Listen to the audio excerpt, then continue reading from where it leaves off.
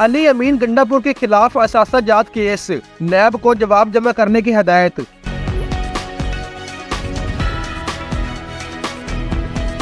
Peshawar high court نے وزیر اعلیٰ کے پی علی امین گنڈاپور کے خلاف آمدن سے زائد اثاثہ جات کیس میں قومی احتساب بیورو کو جواب جمع کرنے کی ہدایت کر دی۔ پشاور ہائی کورٹ میں وزیر اعلیٰ خیبر پختونخوا علی امین گنڈاپور کے خلاف آمدن سے زائد اثاثہ جات کیس کی سماعت ہوئی۔ دوران سماعت درخواست گزار کے وکیل نے کہا کہ 3 نومبر 2023 کو نیب کی جانب سے علی امین گنڈاپور کو نوٹس بھیجا گیا، لیکن نیب کے نوٹس میں جرم کی وضاحت نہیں کی گئی، صرف جائیداد کی تفصیلات مانگی گئی ہے۔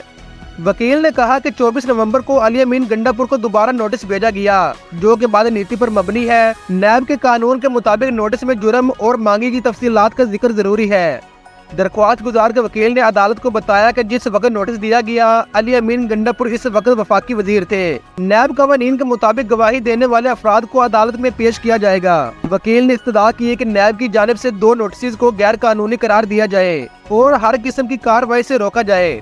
علی امین گنڈاپور کے والد، بھائیوں اور خاندان کے دیگر افراد کو بھی نوٹس جاری کیا گیا۔ Chief justice Peshawar high court نے استفسار کیا کہ سپریم کورٹ کی آمدن سے زائد اثاثہ جات کیس کے فیصلے کے بعد اس کیس پر کیا اثر پڑے گا۔ عدالت نے سپریم کورٹ کے فیصلے کے مطابق نیب کو موجودہ کیس کا جائزہ لینے کا حکم دے دیا۔ بعد ازاں عدالت نے نیب کو سپریم کورٹ کے فیصلے کے مطابق جواب جمع کرنے کی ہدایت کر دی۔